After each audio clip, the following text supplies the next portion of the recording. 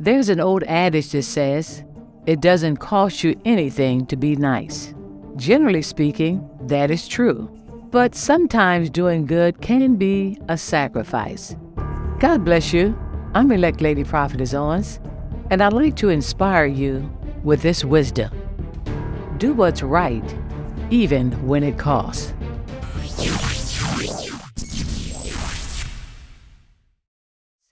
Sacrifice can be defined as to suffer loss of, give up, renounce, injure, or destroy, especially for an idea, belief, or end, or to sell something at a loss. Those are all nice and generous deeds, but they do cost you something. Examples of sacrifice could be, number 1, she sacrificed going to college and got a job to help her family financially. Number 2, he sacrificed his social life in order to devote himself to earning a degree. Number 3, these soldiers fought for their country to the point they sacrificed their lives. Number 4, she sacrificed the ill treatment of her in-laws for the sake of her spouse. Number 5, mothers sacrifice a lot of their personal pleasures in order to raise their children.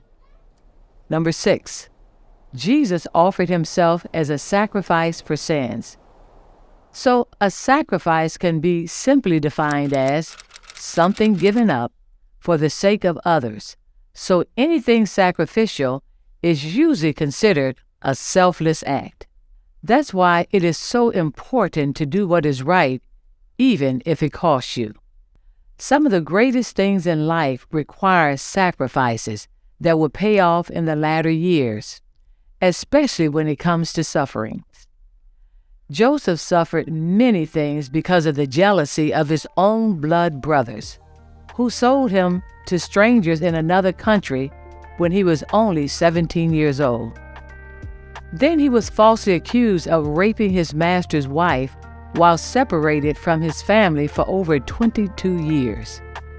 But because Joseph was willing to suffer and to do what was right, he later was the cause of total preservation for the lives of his entire family as well as the known world.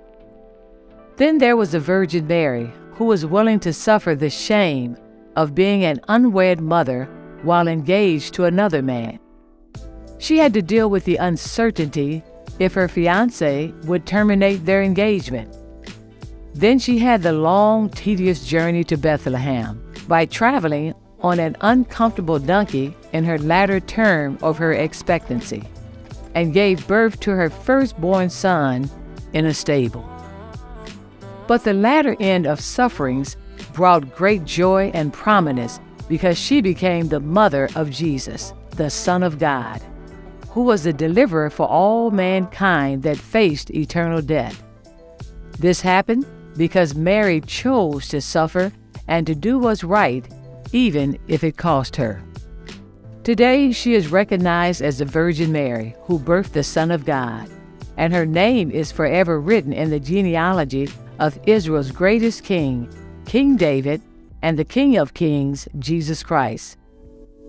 Then there was Job, one of the most suffering men in the Bible, who certainly fits this analogy. But like Job, what do you do when you've done your best to do everything right, and it seems like bad is the bill that shows up at the end of your receipt? God allowed Satan to test Job, but Job was not aware that he was going through a test. God testified that Job was upright, perfect, feared God, and shunned evil. He always honored and reverenced God for what he had, and Job made sacrifices for his 10 children in case they sinned against God when they were having their different celebrations. But after all the good Job did, he faced one of the most horrible days of his life.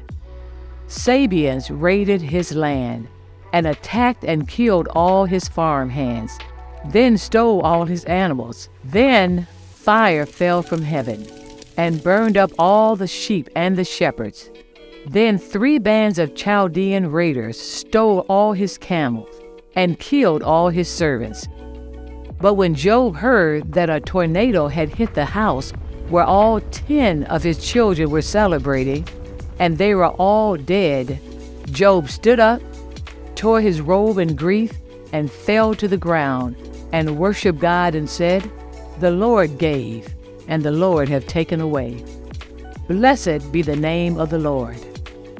But the last verse in Job chapter 1 is so powerful and significant that said, "Job sinned not, nor charged God foolishly." Remember, just because it's hard or you don't understand does not mean God is not in it for your good. The latter part of Job's sacrifice and sufferings, along with him being healed from excruciating pain from boils, from the sole of his feet to the crown of his head, God gave Job back double for all his troubles. 2 Timothy 2:12 said concerning Jesus, "If we suffer, we shall also reign with him." So no matter what you're going through in life, don't ever give up the right for the wrong. It will pay off in the end. Remember, Nagukad, which means never give up, keep on going, and do what's right, even if it costs.